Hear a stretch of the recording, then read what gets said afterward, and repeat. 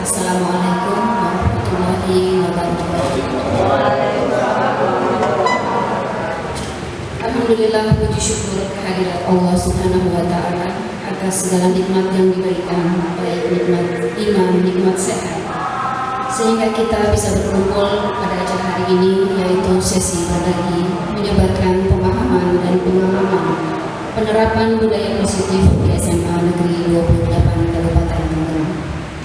Tidak lupa salawat serta salam kita curahkan kepada junjungan Nabi besar kita Muhammad Sallallahu Alaihi Wasallam beserta keluarga dan para sahabatnya, dan insya Allah kita sebagai umatnya selalu berdoa semoga kelak mendapatkan syafaat beliau di yaumil akhir.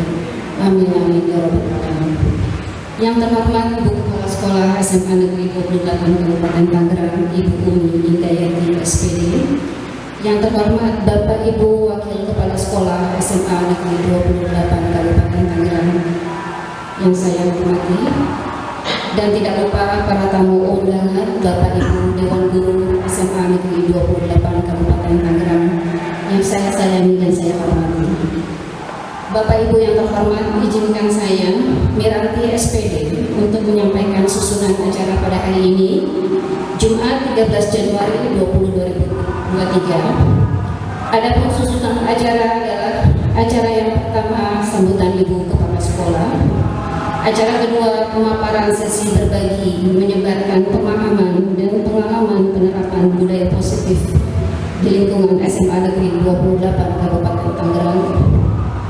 Yang ketiga acara sesi tanya jawab, dan yang terakhir penutup. Bapak Ibu yang terhormat, untuk mengawali acara pada hari ini, marilah kita membaca basmalah. Bismillahirrahmanirrahim. Semoga acara pada hari ini berjalan dengan lancar dan kita semua mendapatkan manfaat. Amin amin ya rabbal alamin. Bapak Ibu, menuju acara pertama yaitu sambutan Ibu Kepala Sekolah. Kepada Ibu Umi Indayati SPD, waktu dan tempat dipersilakan Ibu.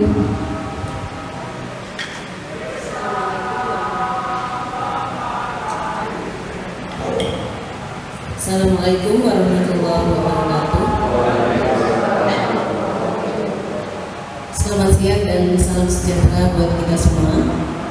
Puji syukur kehadirat Allah Subhanahu wa Ta'ala bahwa pada hari ini kita diberikan kesehatan sehingga bisa berkumpul dalam kegiatan aksi nyata yang dilaksanakan dalam rangka salah satu pencapaian dari program Guru Penggerak yang dilaksanakan oleh Ibu Sri Pidana. Salawat serta salam adalah kita aturkan kepada junjungan kita Nabi besar Muhammad Sallallahu Alaihi Wasallam. Semoga kita termasuk hambanya yang mendapatkan syafaatnya. Amin ya rabbal alamin. Seperti yang sudah disampaikan oleh moderator bahwa Bapak Ibu hadir pada hari ini di aula ini dalam rangka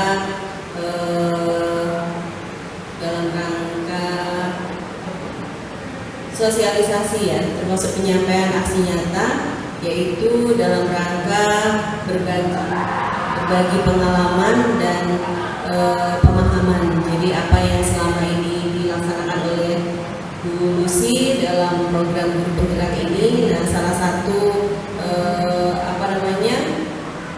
kegiatan terakhirnya adalah aksi nyata. Ini baru satu modul, mungkin nanti modul berikutnya mungkin beda lagi. Nah,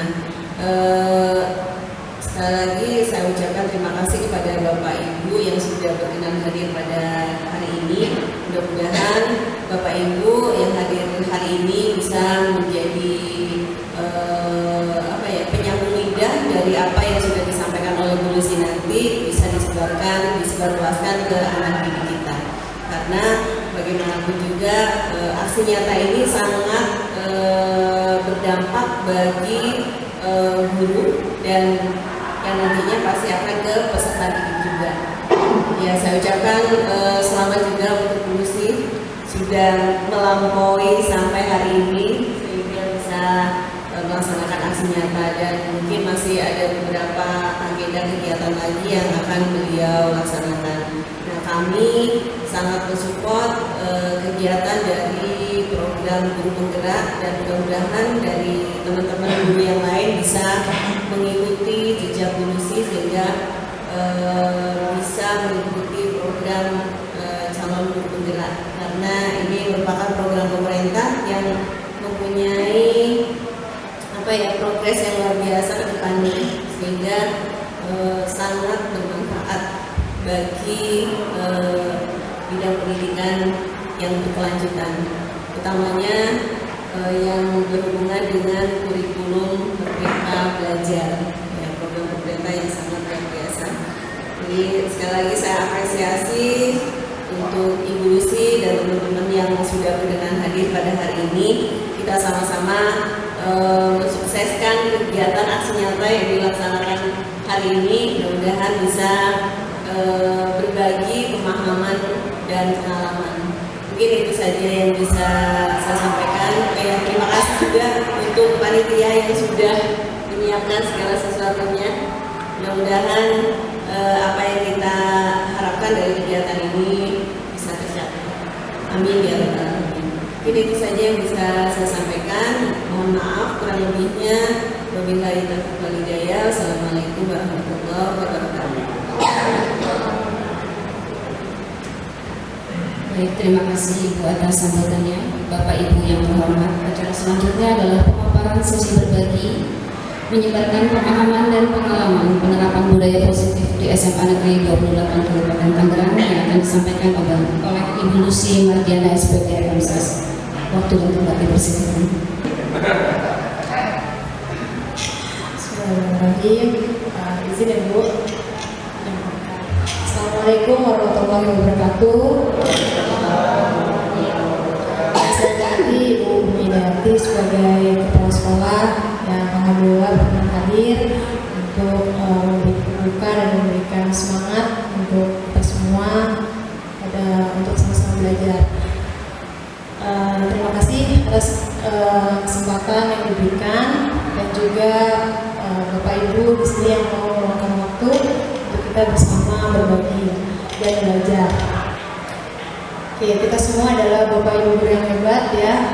Maka mari kita belajar bersama dan berkolaborasi demi terwujudnya SMA Negeri 28 Kabupaten Tangerang yang mampu menciptakan dan melaksanakan budaya positif.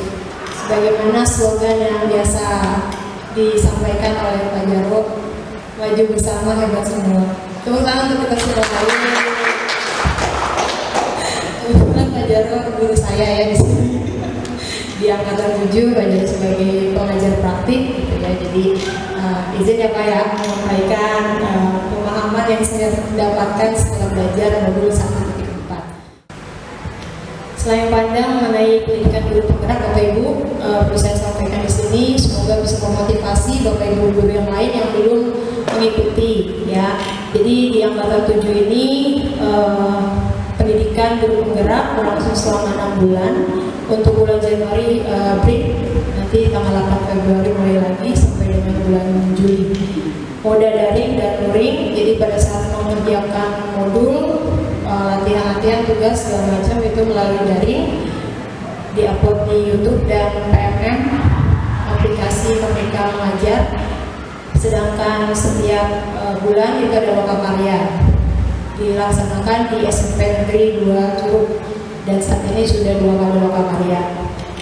Mungkin nanti kalau ada lokakarya lagi, Ibu Umi bisa berkenan hadir.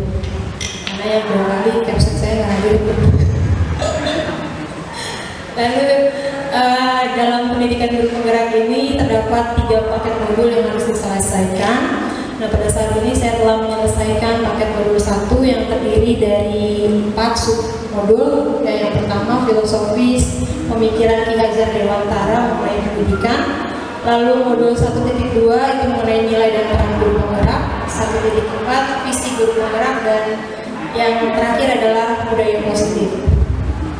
Di setiap modul rangkaian pembelajarannya menggunakan rangkaian alur merdeka seperti kurikulum yang dicanangkan oleh pemerintah ya.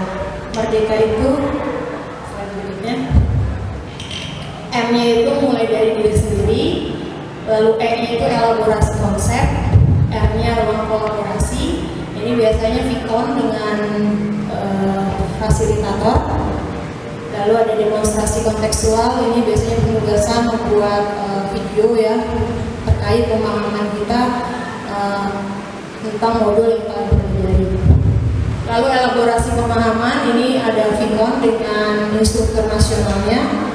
Jadi saya dari Banten, tapi nanti instrukturnya dari daerah lain. Lalu koneksi antar materi, nanti biasanya menghubungkan antara modul yang sudah dipelajari, yang sedang dan yang sedang dipelajari itu hubungannya apa, gitu ya. Dan yang terakhir aksi nyata. Selanjutnya kalian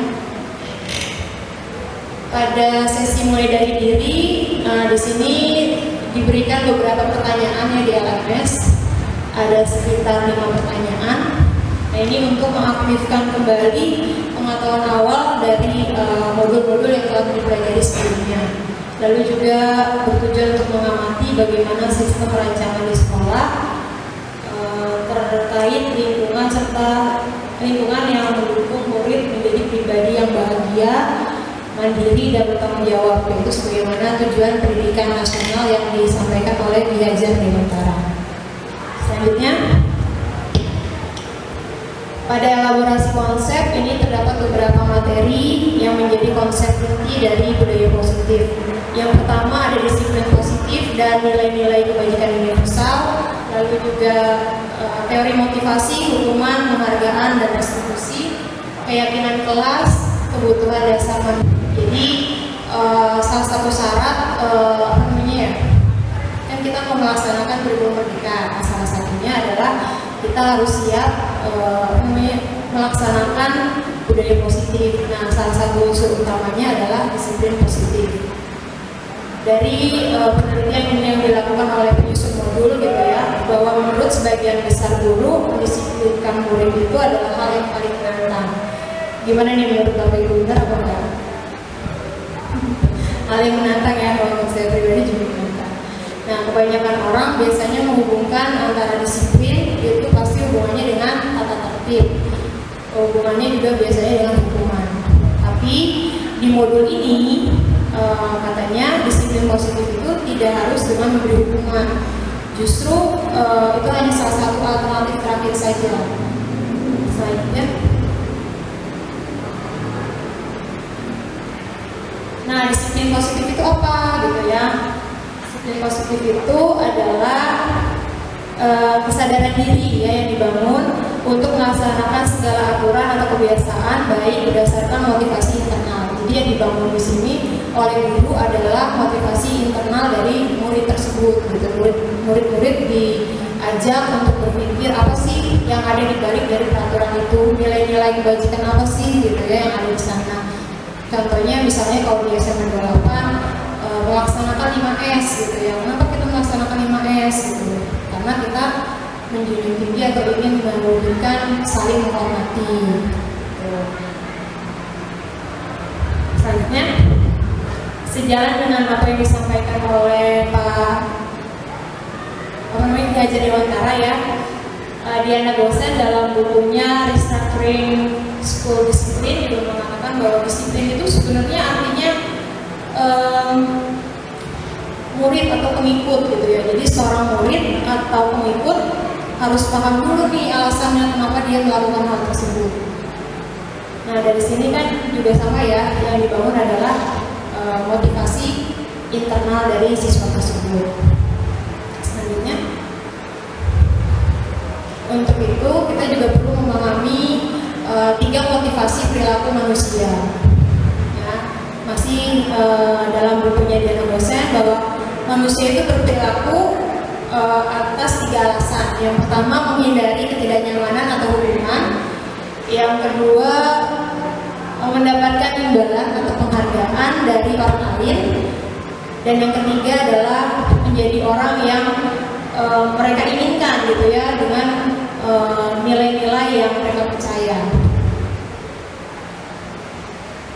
Oke, rules atau aturan atau tertib. Biasanya kalau ada aturan atau tertib, maka ada 3 hal yang biasanya terkait. Yang pertama hukuman. Ketika murid tidak melakukan tata tertib, maka ada hukuman yang diberikan. Lalu yang ada di tata tertib itu sebenarnya hukuman atau konsekuensi. Gimana Bapak? Kan kita punya tata tertib nih, terus ada siswa melanggar. Kira-kira itu hukuman atau konsekuensi. Jadi itulah perbedaan antara hukuman dan konsekuensi. Kalau hukuman itu sifatnya spontan, ya, tidak tertulis, tidak ada kesepakatan antara murid dan guru. Jadi ketika murid itu telat misalnya, lalu gurunya bilang hari telat makan 10 kali, nah itu bukan konsekuensi tapi hukuman. Tapi ketika bilang coba buka buku tatipnya gitu ya, ada minus berapa poin yang harus ini, atau diberikan surat peringatan 1 gitu ya, misalnya, itu adalah konsekuensi. Jadi antara murid dengan guru itu udah tahu gitu ya, kalau melakukan kesalahan ini konsekuensinya ini. Dan juga ketika murid melakukan aturan rapi gitu ya ke sekolah menggunakan seragam lengkap, maka biasanya diberikan penghargaan atau reward berupa hadiah atau pujian. Namun katanya di modul yang saya pelajari sih katanya begini, ternyata menurut Alfikon penghargaan atau hukuman adalah cara-cara mengontrol perilaku seseorang yang menghancurkan potensi justru ya, karena yang dibangun adalah motivasi eksternal. Menurut Kon, secara ideal tindakan belajar itu sendiri adalah penghargaan yang sesungguhnya. Maka dalam usaha menegakkan disiplin positif di SMA 28, yang perlu kita tumbuhkan bersama adalah motivasi intrinsik siswa. Jika siswa melakukan kesalahan, maka yang dilakukan adalah restitusi. Apa itu restitusi? Nanti kita bahas bareng-bareng. Nah, langkah awal untuk melakukan proses restitusi yaitu kita membuat keyakinan kelas. Apa sih keyakinan kelas? Nah, yuk kita baca bareng-bareng. Seseorang akan lebih tergerak dan bersemangat untuk menjalankan keyakinannya daripada hanya sekedar mengikuti peraturan tertulis, tetapi maknanya itu murid-murid tidak tahu gitu ya. Jadi yang perlu kita bangun tadi, sehingga siswa itu menjadi tertarik dan akhirnya mengikuti serangkaian peraturan yang mengatur mereka dengan memahami tujuan dibalik peraturan tersebut. Tahapan membutuhkan keyakinan kelas. Nah, ini selama minggu pertama di bulan Januari saya mencoba mempraktekannya Bapak Ibu ya. Meskipun memang belum sempurna gitu ya, karena itu tadi budaya positif ini kita bangun gara-gara kolaborasi. Kalau hanya satu orang, dua orang nggak akan memberikan hal yang signifikan gitu ya. Jadi yang sudah saya lakukan adalah pertama saya mengawalinya dengan memberikan 2 pertanyaan pengantin. Kenapa kita memiliki peraturan tentang penggunaan helm? Ya, kenapa kalau pakai motor harus pakai helm? Ada yang jawab karena takut ditilang, ada yang takut meninggal gitu ya.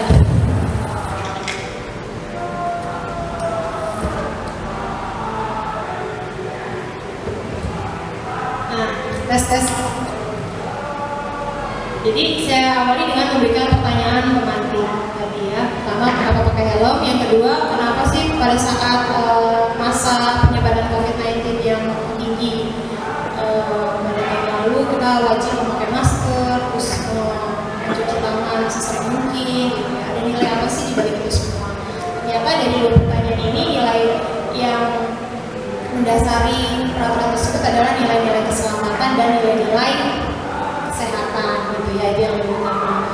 Nah, setelah itu saya menjelaskan bahwa penting bagi kita untuk memahami makna atau nilai di balik adanya peraturan, lalu memberikan contoh, memberikan kondisi real gitu. Jadi saya mengajak anak-anak kelas 11 dari IPS 1 sampai dengan IPS 6, IPA 1 sampai IPA 6. Saya mengajak berefleksi gitu ya, apa sih yang terjadi di semester 1 dari kondisi kelas gitu ya. Saya pikir yang menjalankan hanya beberapa, terus banyak ditemukan gelas, piring, sendok di wastafel gitu, dan juga banyak ditemukan nyamuk pada lemari gitu Jadi lemari di setiap kelas tuh kalau dibuka itu nyamuknya banyak sekali, terus di kolong meja guru juga banyak. Lalu kondisi murid gitu ya, masih banyak siswa yang tidak mengerjakan tugas tepat waktu dan akhirnya guru ngejar-ngejar gitu ya. Terus banyak yang tidak melakukan 5S gitu, hanya 5S kepada guru yang mengajar saja. Harusnya semua guru yang ada di SMA 28 yang mereka temukan harus dilakukan 5S gitu. Saya mencoba melakukan refleksi bersama anak-anak. Setelah itu melakukan curah pendapat dan akhirnya terbentuklah keyakinan kelas. Selanjutnya, Pak, ini beberapa dokumentasi dari pembentukan keyakinan kelas di kelas 11. Jadi setelah diberikan materinya, lalu anak-anak melakukan curah pendapat menggunakan post-it, lalu ditempel di papan tulis. Terus ketua kelas dan wakil ketua kelasnya mengklasifikasikan mana yang sama gitu ya. Setelah itu ditulis dan dibaca bersama, disepakati bersama, lalu terbentuklah keyakinan kelas. Ini ada testimoni dari anak kelas 11. Hello everyone, perkenalkan nama saya Naila Katrunanda Basori. Saya dari kelas 11 MIPA 5. And my name is Rati Divanka Demonte from 11 Science 6. Setelah melewati liburan akhir tahun, and finally we went back to school.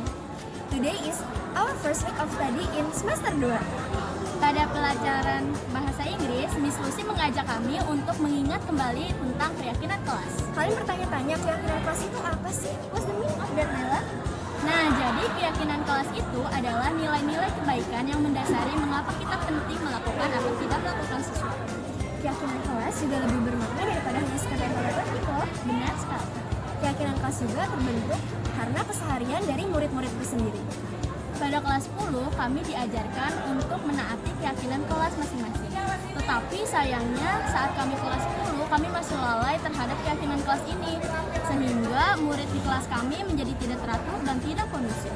Maka dari itu di kelas 11 ini, kami memutuskan untuk mengikuti keyakinan kelas yang telah dibuat. Setelah curah pendapat dengan semua anggota kelas, ada 12 poin keyakinan kelas yang kami hasilkan. Some of them are first, 5S. 5S ialah senyum, sapa, salam, sopan, dan santun. Yang kedua ialah memiliki rasa kekeluargaan. Dan yang ketiga, mengerjakan tugas tepat pada waktunya. Semoga kami dapat menerapkan keyakinan kelas ini agar terciptanya kedisiplinan, kedamaian, ketentraman, kenyamanan, dan keselamatan semua murid SMA Negeri 28. Especially in 11 Science 6 and 11 Science 5. Thank you, goodbye! Ini contoh keyakinan kelas yang sudah diketik dan ditandatangani oleh wali kelas dan ketua kelas.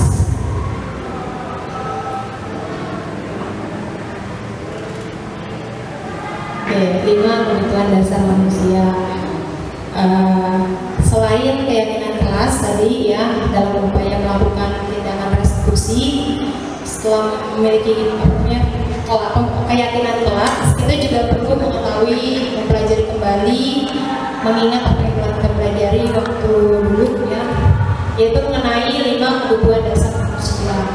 Pada dasarnya setiap tindakan kita itu, katanya di modul ya, saya baca, setiap tindakan manusia itu didasari oleh motivasi untuk memenuhi salah satu dari kebutuhan dia. Ada yang memenuhi kebutuhan terhadap bertahan hidup, ada yang memenuhi kebutuhan kasih sayang. Jadi kayak misalnya Pak Juli nyari-nyari perhatian saya, itu dia butuh kasih sayang.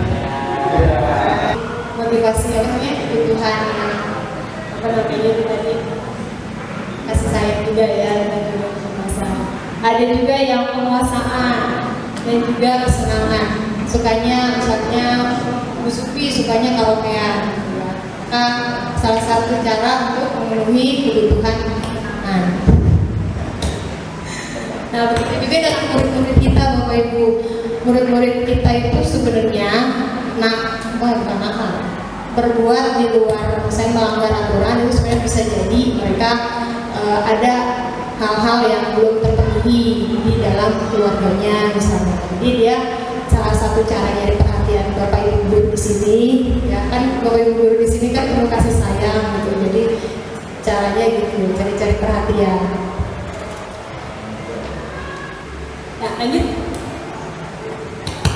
Nah, kita juga perlu memiliki gambaran dunia kualitas gitu. Katanya penulis buku, jika kita ingin punya hidup yang berkualitas, maka kita harus bisa menciptakan gambaran dunia yang berkualitas di kepala kita. Dunia yang berkualitas adalah tempat khusus dalam pikiran kita. Kita menyiapkan gambaran gitu ya tentang kehidupan yang ideal yang kita inginkan, di mana semua kebutuhan dasar kita ya terpenuhi. Kalau menurut Dr. William Glasser, dunia berkualitas ini seperti semacam yang isinya tidak terlalu banyak, terdiri dari hal-hal yang signifikan dan benar-benar terbaik dalam hidup kita untuk membuat hidup kita menjadi lebih bermakna. Murid kita juga pasti punya gambaran dunia berkualitas versi mereka. Tentunya sebagai guru kita ingin mereka memasukkan hal-hal yang bermakna dan nilai-nilai kebajikan yang hakiki ke dalam dunia berkualitas mereka. Bila guru dapat membantu interaksi, memberdayakan dan memerdekakan murid, maka murid akan meletakkan dirinya sendiri sebagai individu yang positif dalam dunia berkualitas karena mereka menghargai nilai-nilai kebajikan. Nah, selain itu saya juga mempelajari mengenai 5 posisi kontrol menurut Dian dosen. Jadi sebagai guru ada 5 posisi kontrol yang bisa kita pilih ya. Yang pertama sebagai penghukum. Seorang penghukum bisa menggunakan hukum fisik maupun verbal. Nah, guru seperti ini senantiasa percaya hanya ada satu cara agar pembelajaran bisa berhasil, yaitu caranya dia. Lalu yang kedua, pembuat merasa bersalah. Pada posisi ini biasanya guru akan bersuara lemah, lembut gitu ya, tapi dalam. Membuat rasa bersalah akan menggunakan keheningan yang membuat orang lain merasa tidak nyaman, bersalah dan akhirnya rendah diri. Sebenarnya ini lebih memberikan efek negatif ya daripada yang penghukum. Lalu yang ketiga, posisi teman. Guru pada posisi ini tidak akan menyakiti murid dan akan berupaya mengontrol murid melalui persuasi. Posisi teman dan guru bisa negatif, bisa positif. Jadi misalnya, ayo anak demi ibu, ayo ya, kamu mau ya, gitu. Demi ibu guru, itu berarti gurunya memposisikan sebagai teman. Positifnya murid melakukan peraturan, tapi negatifnya kalau guru yang lain belum tentu anak itu mau melakukannya. Lalu yang keempat, tipe pemantau. Memantau berarti mengawasi. Pada saat kita mengawasi, kita bertanggung jawab atas perilaku orang-orang yang kita awasi. Posisi pemantau berdasarkan pada peraturan-peraturan atau konsekuensi. Dengan menggunakan sanksi atau konsekuensi, kita dapat memisahkan hubungan pribadi dengan murid sebagai seseorang yang menjalankan posisi pemantau. Misalnya Bu Dona lagi mengadakan razia, terus ditanya, kalau telat, kamu udah tahu dipotong berapa poin? Itu tipe pemantau berarti. Jadi dia bisa membedakan hubungan pribadi dengan tetap menegakkan, tapi dia memantau gitu ya dari apa yang telah dibuat kesepakatan antara guru dan murid, yaitu berupa tata tertib. Yang terakhir ini adalah posisi manajer. Guru berbuat sesuatu bersama dengan murid, mempersiapkan murid, bertanggung jawab, perilakunya mendukung murid agar dapat menemukan solusi dari permasalahannya tersebut. Jadi di sini di posisi manajer itu ada pendekatan secara psikologis. Segitiga restitusi. Nah, ini adalah tahapan yang menurut modul budaya positif yang seharusnya dilakukan ketika ada permasalahan dengan murid. Segitiga restitusi ini memiliki 3 tahapan. Yang pertama, menstabilkan dengan mengatakan tenang, setiap orang pasti pernah melakukan kesalahan, kamu sadar gitu ya. Kamu bukan satu-satunya. Setelah stabil, udah gak emosi tuh anaknya ya, udah gak rendah hati lagi, udah rendah diri gitu, udah stabil emosinya. Baru lanjut ke tahap kedua, validasi tindakan yang salah. Nah, tapi tindakan kamu itu salah nah, gitu ya. Seharusnya kamu bisa lebih baik lagi gitu, sambil bertanya ini yang solusi menurutnya. Lalu yang ketiga, menanyakan keyakinan. Di awal semester kayaknya kita udah bikin keyakinan kelas deh. Kamu masih ingat gak nah? Gitu, ya. Iya ya gitu. Terus, solusinya apa nih menurut kamu? Nah, itu tahap yang ketiga, menanyakan keyakinan. Nah, ini contoh penerapan segitiga restitusi.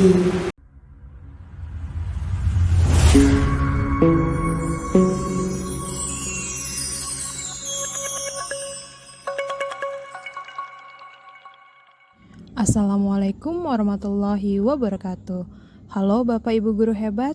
Pada video kali ini saya Lucy Mardiana, guru SMA Negeri 28 Kabupaten Tangerang, calon guru penggerak angkatan 7 Kabupaten Tangerang, akan menyampaikan tugas demonstrasi kontekstual modul 1.4 Budaya Positif Penerapan Segitiga Restitusi.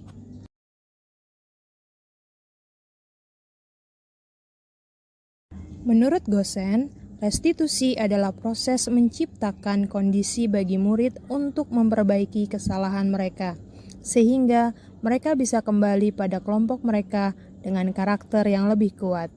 Restitusi terdiri dari 3 langkah sehingga dikenal dengan segitiga restitusi. Langkah pertama, menstabilkan identitas. Guru akan mengatakan bahwa setiap orang pasti pernah melakukan kesalahan. Kamu bukan satu-satunya yang pernah melakukan ini. Langkah kedua, validasi tindakan. Pada tahap ini, guru akan menanyakan alasan mengapa atau hal apa yang membuat murid tersebut melakukan kesalahan tersebut. Langkah ketiga, mencari atau menanyakan keyakinan. Pada tahap ini, guru akan meminta murid untuk mengingat kembali keyakinan kelas yang telah disepakati bersama, keyakinan mana yang telah dilanggar, dan memikirkan solusi yang akan diambil untuk menyelesaikan masalahnya sendiri sesuai dengan keyakinan kelas yang telah disepakati. Berikut adalah skenario kasus 1. Pada saat hari pertama pelaksanaan kelas meeting semester 1, Seksi Keamanan dari OSIS MPK Seman 28 Kabupaten Tangerang melaporkan ke saya bahwa ada murid kelas 12 bernama Bangun Sajiwo yang kabur dengan meloncat dinding belakang sekolah. Sebagai pembina OSIS MPK yang bertanggung jawab atas pelaksanaan kelas meeting, saya melakukan segitiga restitusi dengan murid tersebut untuk menyelesaikan masalah ini. Mari kita simak bersama penerapan segitiga restitusi untuk menangani kasus 1. Set, Gar. Assalamualaikum, Miss. Waalaikumsalam. Silakan duduk, Bangun. Ya, terima kasih, Miss. Bangun tahu kenapa Miss Susi panggil? Tahu, Miss, karena kemarin saya kabur kelas meeting lewat gerbang belakang. Baiklah, kalau kamu sudah tahu kenapa Miss panggil. Menurut kamu, tindakan kamu itu benar atau salah? Salah, Miss. Bagus, kalau Bangun sudah tahu kalau kabur dari kelas meeting melalui dinding belakang sekolah itu perbuatan yang tidak baik, berarti Bangun sudah menyadari bahwa Bangun melakukan kesalahan. Berbuat salah itu adalah hal yang manusiawi, bukan hanya Bangun yang sudah melakukan kesalahan ya. Hampir semua siswa pasti pernah melakukan kesalahan. Iya, Miss. Bangun pasti melakukannya dengan alasan kan? Coba jelaskan. Iya, kemarin jadi ibu sama adik saya itu pengen pergi ke ITC, Miss. Mereka mau beli sepatu, saya juga mau ikut supaya saya juga dibeliin, Miss. Oh begitu. Terus jadi paham sekarang. Bangun ingat gak pada saat kelas meeting itu kita menyepakati beberapa hal? Iya, Miss. Iya, apa saja? Yang pertama itu siswa diwajibkan untuk mengikuti kelas meeting dari jam 7:30 sampai jam 4. Terus seluruh siswa diwajibkan untuk berada di area lapangan untuk menonton dan mendukung tim yang bertanding. Terus yang terakhir itu setiap siswa diperbolehkan untuk keluar dengan alasan yang mendesak, dengan catatan setiap siswa harus izin terlebih dahulu kepada wali kelas atau guru piket dan menggunakan gerbang depan, Miss. Wah, hebat sekali Bangun, sudah masih hafal ya. Iya, Miss. Kesepakatan yang sudah kita sepakati pada saat technical meeting, class meeting tersebut. Kira-kira dari 3 poin itu, poin mana yang Bangun langgar? Poin pertama sama poin terakhir, Miss. Baik, jika seperti itu, kira-kira rencana Bangun untuk memperbaiki kesalahan Bangun tuh apa ya? Setelah ini saya tidak akan mengulanginya lagi, Miss.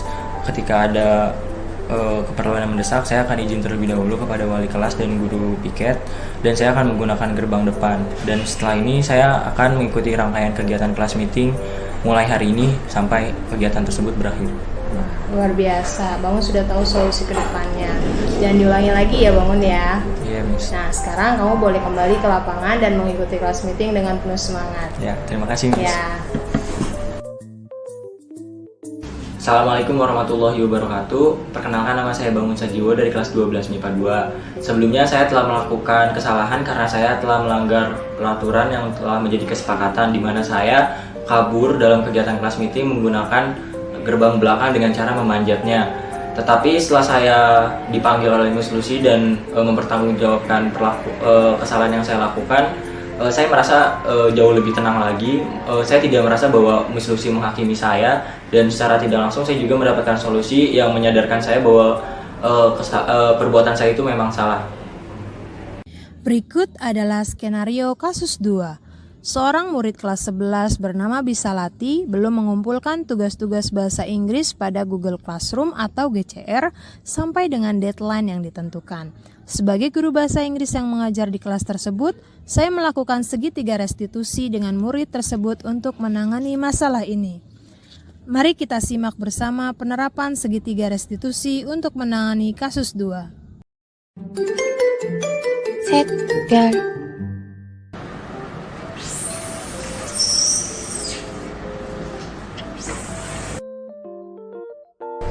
Assalamualaikum, Mirs.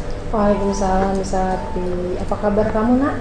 Alhamdulillah baik, Mirs. Iya, Bisalati tahu nggak kenapa Miss panggil? Sepertinya saya tahu, Mirs, karena saya belum mengumpulkan tugas-tugas yang telah ditentukan. Iya, betul sekali. Baiklah, kalau kamu sudah tahu kenapa saya panggil, menurut Bisalati, tindakan kamu itu benar atau salah ya? Salah, Mirs. Salah. Baik, kalau kamu sudah tahu kalau tidak mengumpulkan tugas dengan tepat waktu itu, berarti kamu sudah menyadari kalau sudah melakukan kesalahan. Berbuat kesalahan itu sesuatu yang manusiawi, ya, semua orang pasti pernah melakukan kesalahan. Iya, Mirs. Pastinya kamu melakukan itu dengan alasan ya? Iya. Iya, coba dijelaskan. Kebetulan komputer di rumah saya sedang rusak, Mirs. Kemudian baru saja selesai diperbaiki. Ditambah lagi paket data saya habis, Mirs. Ayah saya baru saja membelikan tadi pagi. Maaf ya, Mirs. Iya. Jadi begitu alasannya.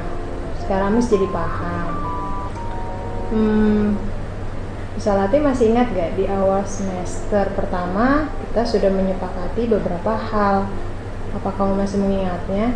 Masih, Mirs. Yang pertama ada 5S, senyum, salam, sapa, sopan, dan santun. Yang kedua, kehadiran minimal 80% dari jumlah efektif. Yang ketiga, mengikuti proses belajar mengajar dengan disiplin, aktif, dan bertanggung jawab. Dan yang terakhir, mengumpulkan tugas sebelum batas akhir deadline. Wah, hebat sekali kamu Bisalati, masih hafal keempat poin tersebut. Kira-kira dari keempat poin itu, poin mana yang kamu langgar? Poin 4, Miss. Baik, jika seperti itu, kamu sudah tahu poin mana yang dilanggar. Kira-kira rencana kamu untuk memperbaiki kesalahan kamu seperti apa? Saya tidak akan mengulangi lagi, Miss. Saya akan segera mengerjakan tugas-tugas dan mengumpulkannya di GCR. Alhamdulillah, hebat.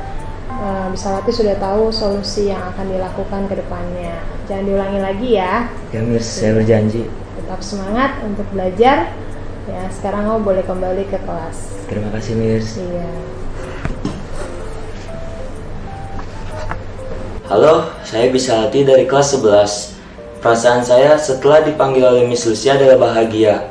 Meski saya melakukan kesalahan yang cukup berat, tetapi saya rasa Miss Lucy mengerti alasan saya melakukannya. Dan Miss Lucy memaafkan kesalahan saya itu. Miss Lucy juga menanyakan solusi apa yang bisa saya lakukan ke depannya agar saya bisa jadi lebih baik. Serta Miss Lucy juga mengingatkan alasan dan peraturan yang telah dilakukan di kelas, sehingga saya mengerti kesalahan apa yang telah saya perbuat. Sekarang saya lebih bertanggung jawab dan ingin mengerjakan dan mengumpulkan tugas-tugas di GCR sebelum waktu yang telah ditentukan. Terima kasih Miss Lucy. Demikianlah tugas demonstrasi kontekstual modul 1.4 Budaya Positif Penerapan Segitiga Restitusi yang telah saya laksanakan. Semoga video ini bermanfaat dan menginspirasi rekan-rekan calon guru penggerak lainnya. Mari bergerak demi pendidikan Indonesia yang lebih maju. Salam dan bahagia. Wassalamualaikum warahmatullahi wabarakatuh. Terima kasih. Nah, terima kasih alhamdulillah ya. Itu dia buku yang bisa saya bagi ya. Jadi ibu berbagi di sini saya bukan yang terbaik gitu, tapi masih berusaha melakukan apa yang diharapkan dari pendidikan guru penggerak ini. Pokoknya mohon maaf ya, semoga bisa bermanfaat. Saya serahkan kembali ke Ibu Yanti.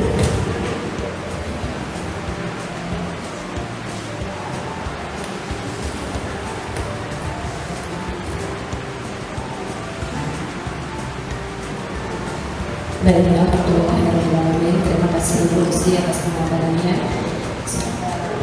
Apa yang disampaikan Ibu Lucy menjadi manfaat bagi kita semua, bahwasanya menciptakan hubungan harmonis di lingkungan SMA Negeri 28 Kabupaten Panggang merupakan tujuan dari kita semua ya Bapak Ibu. Karena akan menciptakan selain hubungan harmonis, tentunya tujuan pendidikan yang diharapkan sesuai dengan ajaran kita Dewantara dan hidup berkualitas itu dapat tercapai. Amin amin ya rabbal alamin. Baik, menuju acara selanjutnya yaitu acara ketiga sesi tanya jawab.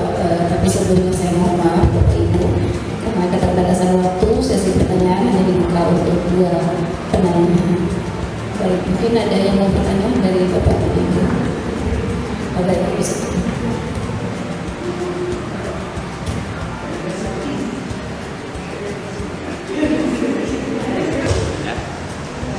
Terima kasih atas kesempatannya yang diberikan pada saya untuk bertanya. Pertanyaan saya adalah, karena saya Suki Dayati, saya guru BK di SMA 28. Pertanyaannya, sewaktu membuat keyakinan kelas itu tantangannya apa yang dirasakan oleh Bu Lucy? Terima kasih. Karena tadi di awal itu Bu Lucy bilang untuk mendisiplinkan anak itu luar biasa, perlu perjuangan. Saya pun merasakan itu. Nah, tantangannya apa nih sampai anak-anak itu mau dengan ikhlas membuat keyakinan kelas. Terima kasih.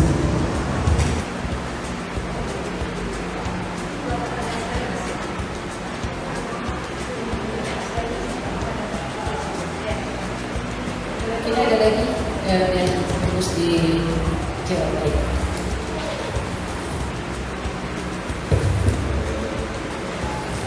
Bu Lucy, semoga budaya positif ini Allah Kepala Sekolah tetap ada begitu. Budaya positif adalah satu hal pertama yang akan mendorong siswa menjadi lebih baik lagi.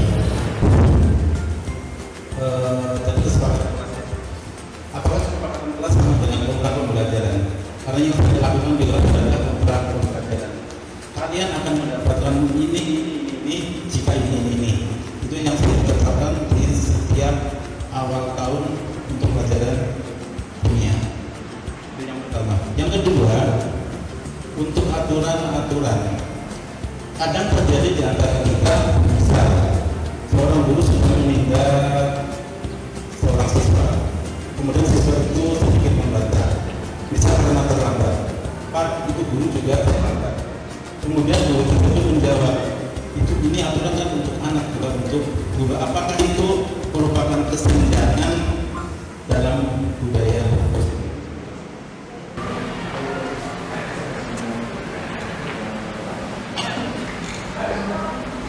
Bismillahirrahmanirrahim.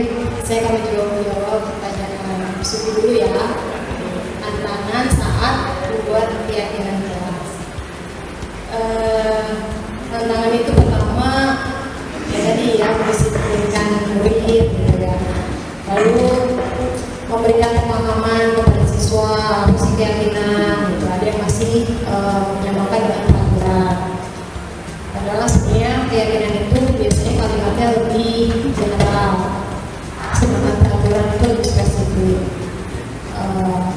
Lalu nggak hanya pada saat pembentukan keyakinan Sufi, tantangan berikutnya adalah memonitor gitu.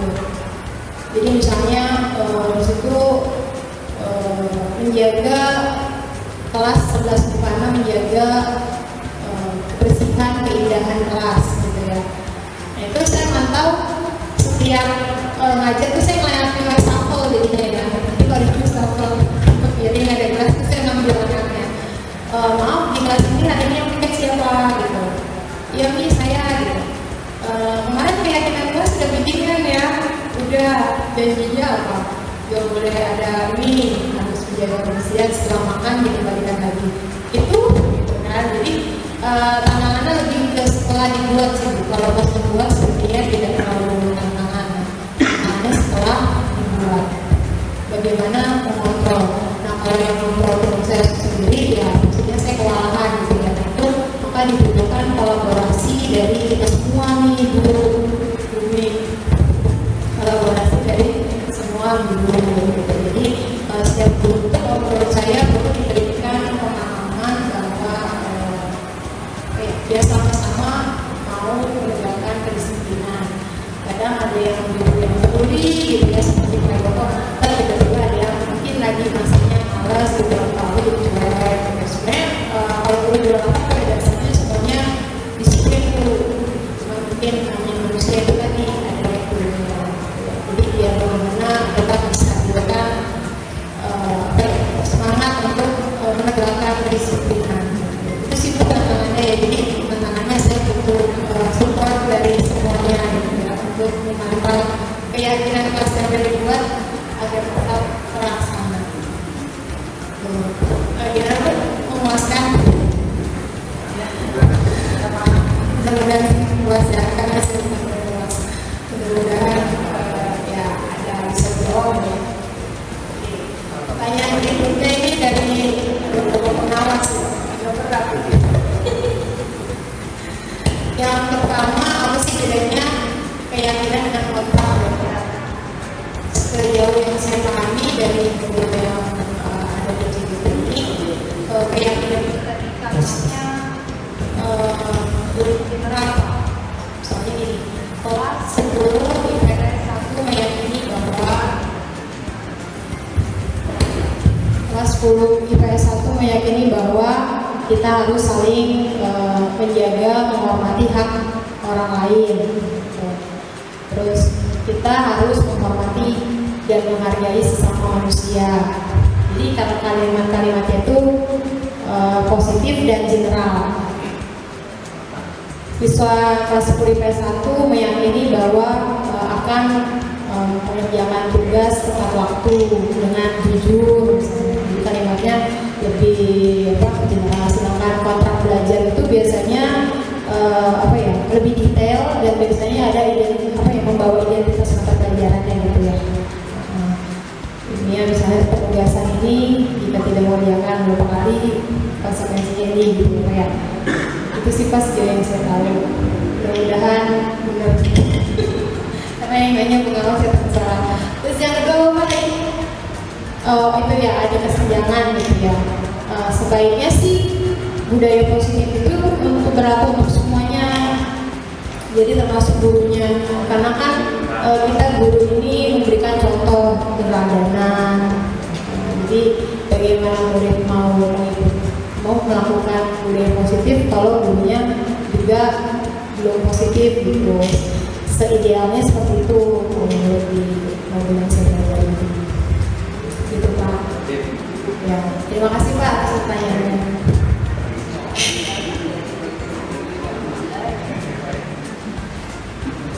Baik, terima kasih. Menurut saya persetujuannya semoga bisa menjawabnya memuaskan Bapak Ibu atas pertanyaan yang baru saja diterangkan dengan jawabannya. Baik, alhamdulillah, Rabbil alamin. Seluruh rangkaian acara hari ini terlaksana dengan baik. Bapak Ibu terima kasih atas kehadirannya. Semoga apa yang kita dengarkan hari ini dari Ibu Lucy menjadikan manfaat bagi kita, dan kita insya Allah mungkin kedepannya lebih bersemangat dalam menerapkan budaya positif di lingkungan sekolah kita yang tercinta. Baik Bapak Ibu, sebelum kita tutup acara pada hari ini, marilah kita mengucapkan alhamdulillahirobbilalamin. Terima kasih sekali lagi atas kehadirannya. Mohon maaf jika ada kata-kata saya selama memandu acara ini yang berkenan. Baik, saya tutup acara hari ini Bapak Ibu. Wassalamualaikum warahmatullahi wabarakatuh.